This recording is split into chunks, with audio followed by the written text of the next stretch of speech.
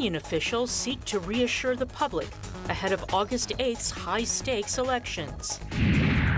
A Senegal tech startup trains up-and-coming coders while helping young people find employment. And we'll tell you why more women in South Africa are drawn to the thrill of the open road. Africa 54 starts right now. Good evening, I'm Hayley Adams-Fitzpatrick in for Vincent Makori, who will join us shortly from Nairobi, Kenya. This is Africa 54. Tonight we begin in East Africa, where security officials in Kenya are reassuring citizens that there will be peace during and after the much-anticipated August 8th presidential election, even as thousands of people are fleeing cities and towns and returning to their rural homes. The urban flight is seen as a sign of possible post-election violence. Africa 54's Vincent Makori reports from Nairobi for us. In a briefing to the media early Wednesday, Kenya's government spokesman Eric Kiraithe said authorities have witnessed propaganda and social media orchestrated crusade to spread fear and anxiety among voters. The opposition has been alleging that the government is conducting secret training of security personnel to help rig the elections. But let me confirm that these joint trainings are going on to prepare themselves for any eventuality come election day. Police will be in polling stations to support the IEBC to prevent crime, detect crime, apprehend offenders, and maintain law and order. Mr. Kiraithe, who was flanked by senior government officials in charge of security, said that while authorities are aware that some politicians are spreading hate speech and planning to disrupt peace during the elections, measures have been taken to ensure peace will prevail everywhere. The country is safe and secure. Kenya is safe.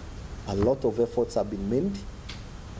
We are aware, and certain sections of the public are aware, about individuals, politicians trying to use guns for illegal activities. What we are asking every citizen is that utilize every opportunity available to you. Despite reassurances and calls from the government that there is no need to panic, thousands of citizens have been flocking bus stations, taking the first vehicle out of town. Some, however, say they are going up-country because that is where they are registered to vote. We caught up with some at Nairobi's major up-country bus station. My vote, actually, I took it at Kisii. That's why I'm traveling, so that I can vote on 8th of this month. For fear that the flight of these citizens from the cities would deprive political candidates of votes, the Nairobi County government has deployed officials and a program dubbed Adopt a Bus Stop to stop people from getting out of town. After taking the tickets, we go through these vehicles, every vehicle. We search for those who are registered in Nairobi. We refund them their money. Only those who are registered at home, we allow them to travel. Whether leaving town or staying, there's no question that the citizens of this country are under the grip of great anxiety. Well, joining us now live via Skype from Nairobi, Kenya, is Africa 54's Vincent Makori. Vincent, a very good evening to you.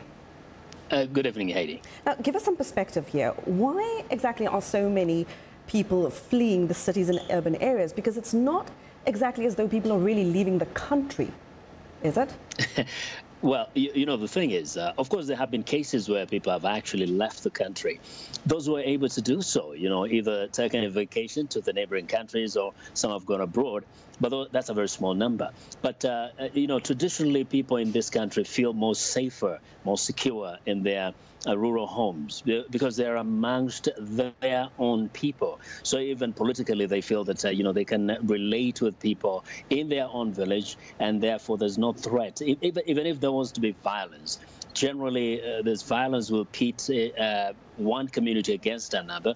Usually there's no fighting within or amongst people of the same community. So home is always a place of that gives a sense of security. Now, Vincent, of course, we've seen from your reporting that there are efforts underway to really prevent people from leaving the urban areas. Is there any sort of implication for political candidates, this urban flight? Oh, yes, they're concerned. In fact, the opposition, which has the urban areas as their stronghold, has particularly been pleading with people not to leave the cities, because what that means is that a majority of those who may be registered to vote in the cities, who may decide to go to their rural homes because of security reasons, will not be able to vote. Because in this country, the system is that you vote where you are registered. You don't vote just anywhere. So if there's a big number of people who are registered to vote in the city or in any other urban area, they will especially disadvantage the opposition, which usually has a big following in the cities. And it's an example is the city of Nairobi, where the presidential candidate of the opposition himself, in fact, his voting area has always been Nairobi. So he expects a lot of voters from this particular city. Vincent, just to wrap briefly for us, we see security officials are at great pains to allay people's security fears. Is that message in any way getting through?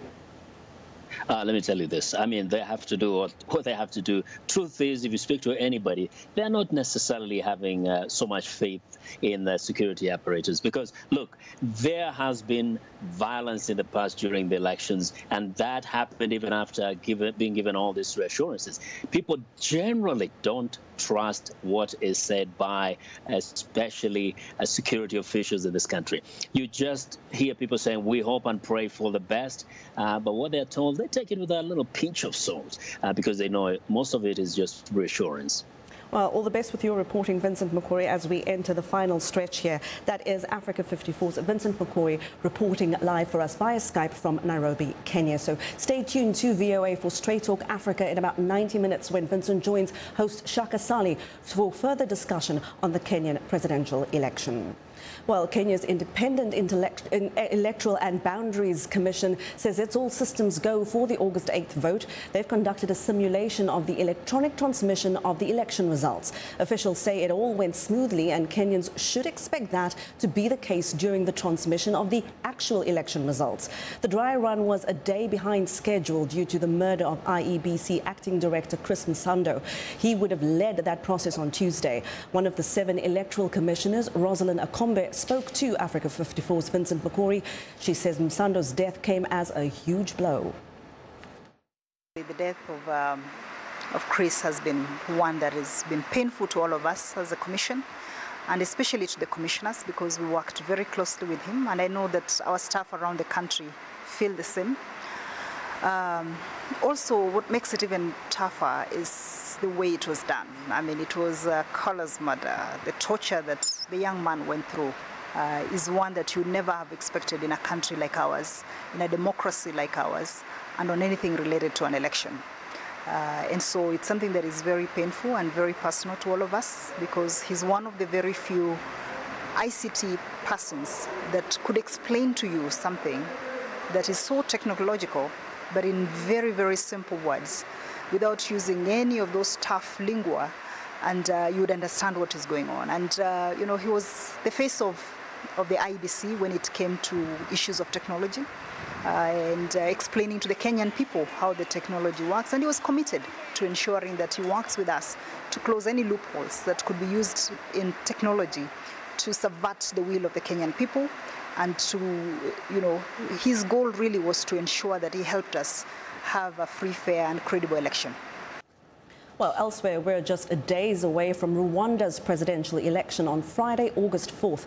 President Paul Kagame is predicted by most analysts to win big. Green Party candidate Frank Habineza and independent candidate Philippe Mpayana are fighting an uphill battle against Kagame, who has won landslide victories in the last 2 presidential elections. In part 2 of an exclusive interview, VOA's Eddie Rema spoke with the executive secretary of Rwanda's National Electoral Commission, Charles Munyaneza, about the election. I want to mention 2 things. One, this is not the first time we have stated that period. We have always had 21 days of campaigns. Look at any elections that we have had before. It has always been that period, and nobody has complained about that. 2, we did consultation We even consulted the political parties. And of course, these that are campaigning, except for the independent candidate, these other two come from political parties, and we did consult them. So when we were consulting, we didn't get any problem on the duration of the campaigns. But let me tell you, again, Rwanda has chosen to have that period, which some people call short. But shortness is relative. What is shortness? But let me tell you one of the factors that even made us have that period. Rwanda is not only about elections. We've got other things we're supposed to be doing. We cannot afford as a country like Rwanda, to have a whole year of election campaigns, just as it happened in some of these countries. Some of our neighbors spend a whole year, even 2 years campaigning, and you find the community is paralyzed. Everything is paralyzed. They spend a whole year moving around the country, the population paralyzed. So for us, we think we should have elections, but also have some other time to do other things. So that, again, has been our choice. And as far as I know, the candidates are happy with that, the population is happy with that. Whether the candidates are tired or not tired, yeah, they are looking for votes, and that's how it should be. The other thing,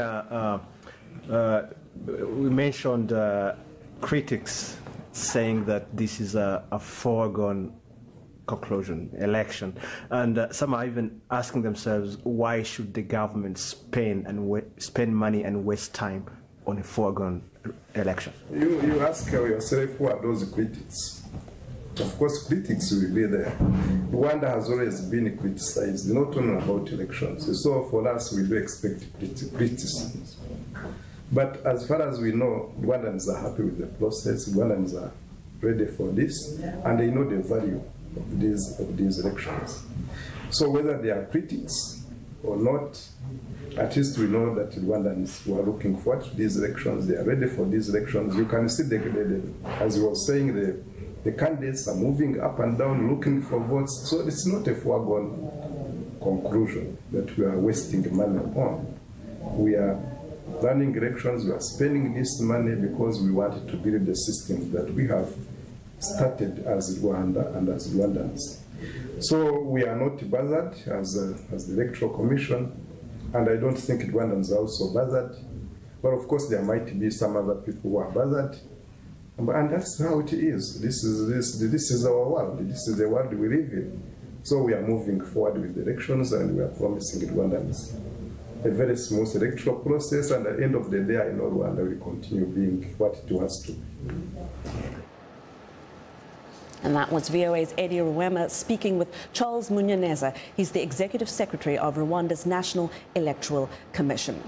Well, we want to know what you think about Africa 54 and the stories we cover here. You can join the conversation on Facebook. The address there is Africa 54. And check out our headlines 24/7 on voaafrica.com. Still ahead here on Africa 54, a startup in Senegal with a mission to boost tech know-how. We'll be right back.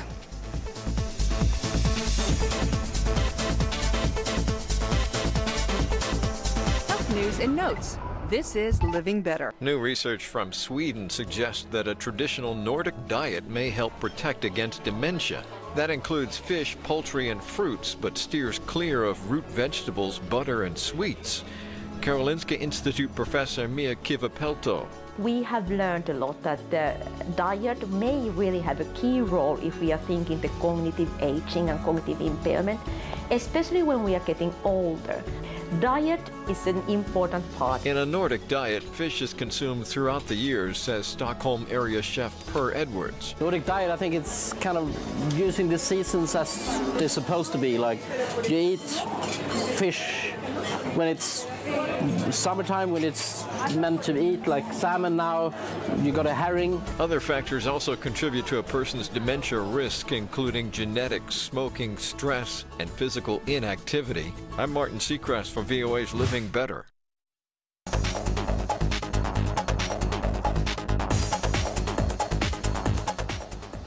Well, in Wednesday's business news, despite the massive size of the African continent, there is a crisis looming over the shortage of fertile land. Well, joining us from New York with the details is Africa 54's business correspondent, Jill Malandrino. Hello, Jill. Hi, good morning. So the New York Times had a fascinating feature piece over the weekend that addressed the decline of fertile land. This is concerning because 70% of Africa's population makes a living through agriculture, higher than on any other continent. That's according to the World Bank.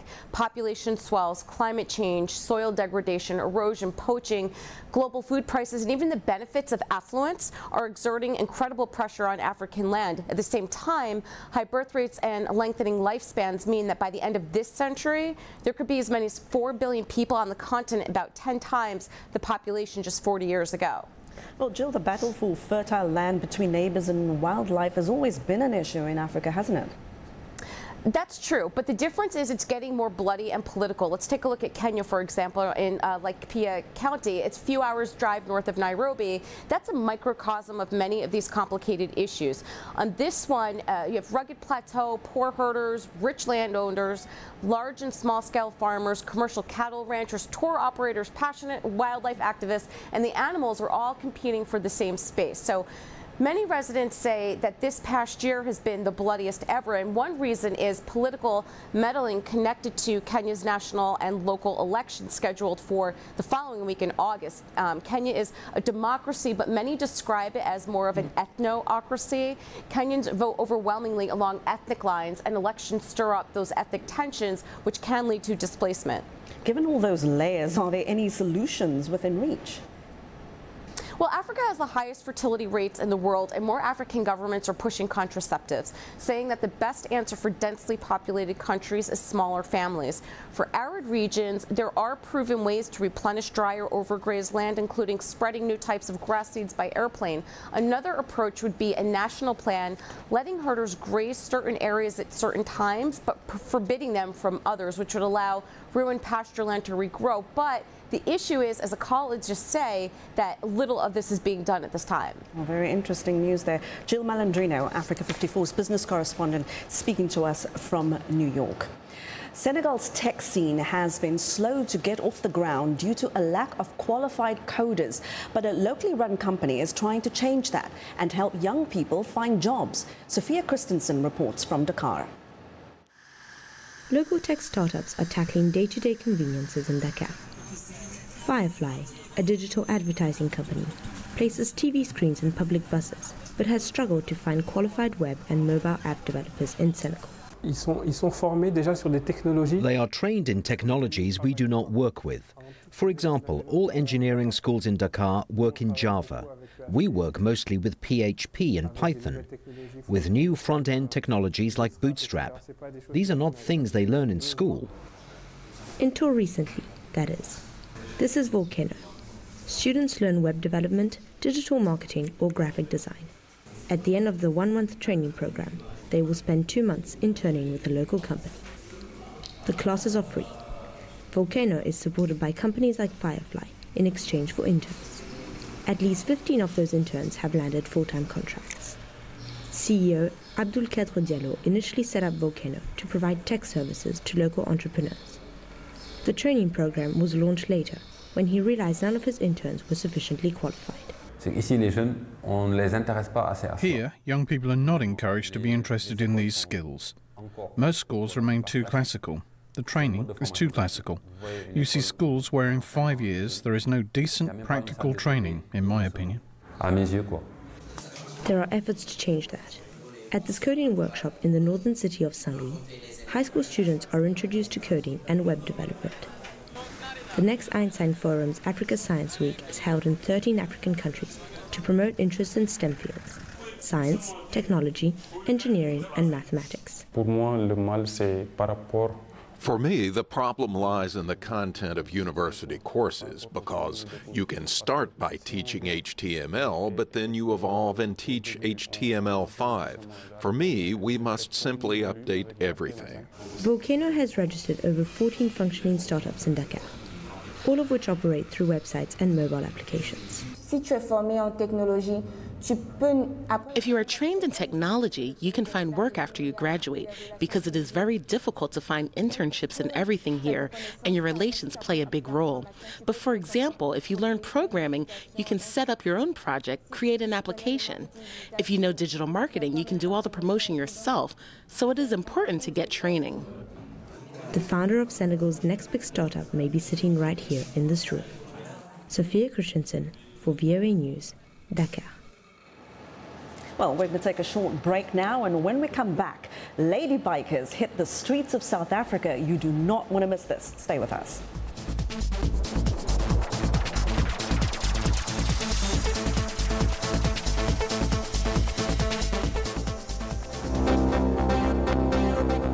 If you've just joined us, I'm Mariama Diallo, and here is a quick recap of today's headlines. In Kenya, election campaign enters a tense final week with a tight race between incumbent Uhuru Kenyatta and his rival Raila Odinga. In Ghana, American descendants of African slaves pay tribute to their ancestors on the slave trade route in the country. In South Sudan, after years of civil war, displaced residents of Malakal returned to rebuild the once important trading town. In Libya, 17 highly dehydrated and exhausted men from the country have been rescued off the Libyan coast. That's all for today. Thanks for watching. We'll see you next time.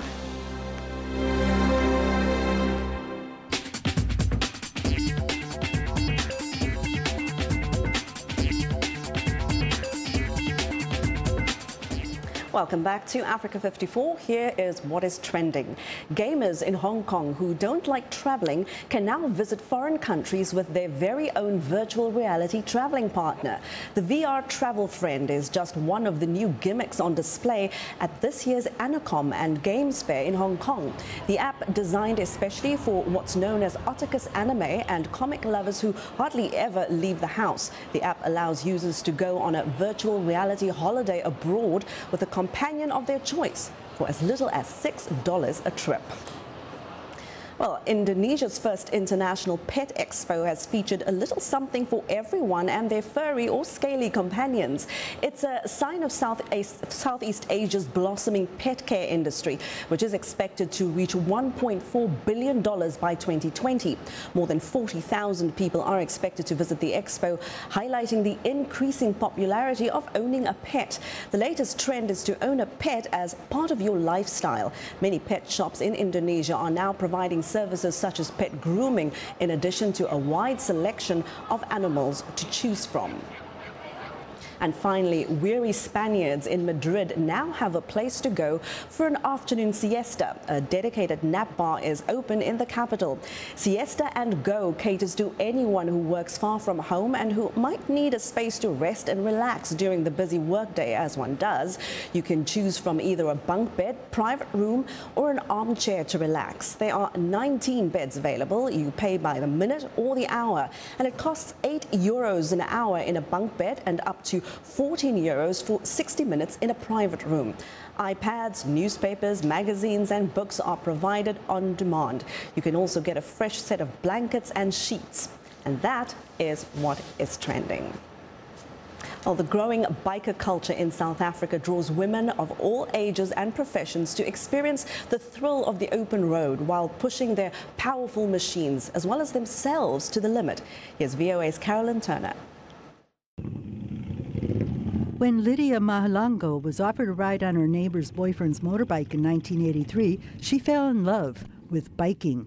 As a career nurse, she saw many horrific injuries from bike accidents, but when she turned 50 in 2013, 30 years after that first ride, she bought an 883cc super low Harley Davidson. Everybody else was like 50, you must prepare for your old age and whatever, and I just felt, 50, I'm going to start living my life. And I bought a bike. I didn't even know how to start it, how to ride it, how to do anything. I didn't even know how to ride a bicycle. After a few hard falls, she hired a private instructor and then joined South Africa's Angels on Bikes, a women's biking club. They once rode more than 800 kilometers to Swaziland and back and have covered many more around the country. People sit with their issues and they get morose, become depressed because of they can't deal with their problems. And you know, biking is not for the faint-hearted, one thing for sure, but you forget about your issues. Personal issues, they don't reign here. I'll only get my problems when I get home. Biking is not new to South Africa, but it was traditionally a preserve for the minority white population. In the years that followed the end of apartheid, black men and now more black women formed their own clubs. What I like about biking is the brotherhood and sisterhood, a corner among us, and the love, you know, the love more than your family at some point. So I think you feel at home when you're biking. The Angels are also changing perceptions that riders are a rowdy, sometimes dangerous lot. They support various social causes such as poor schoolgirls and donating clothes and food to children's homes. And they have got men involved too, working closely with the DeCross Biking Club. There is that sisterhood, in especially in black women, because of we forced our way through into the guys' environment, and they are aware of us, of our presence, because we bring a different perspective. We bring style, we bring the feminine touch into the biking. So the rough edges are being toned down a little bit because of there are women involved. Malanga works as a network manager for the South African Police Service's medical aid, POLMED, shedding off her protective biking gear for suits and a boardroom. My bosses in the beginning, they thought it's crazy, but now they've learned to accept it. They know that on Friday is my day. I come with jeans, with my bike. So that's it. And at home, yeah, they've accepted it, but not easy. And also, my daughter also, I bought her a bike. So now it becomes the female thing in the house. And it's good. It's changing the perception, even in the township. There are more than 400 active black female bikers now across the 9 provinces of South Africa, and the numbers are expected to increase as clubs like the Angels spread the word and interest grows. Carolyn Turner, VOA News. That is just the coolest thing. And that is our show for today. Be sure to watch Africa 54 on our website at voaafrica.com. For more news, tune into VOA's evening radio show, Africa News Tonight, at 1800 UTC, and in the mornings to Daybreak Africa between 0300 and 0600 UTC. That's Monday through Friday. Thank you so much for joining us. From all of us here in Washington, it's a very good night.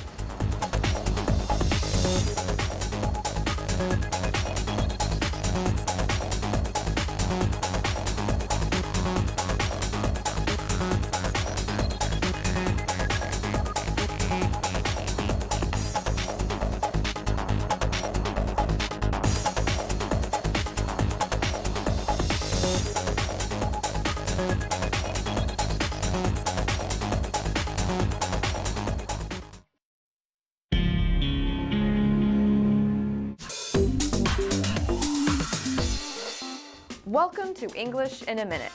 When something loses its original shape or form, it does not look very natural or comfortable.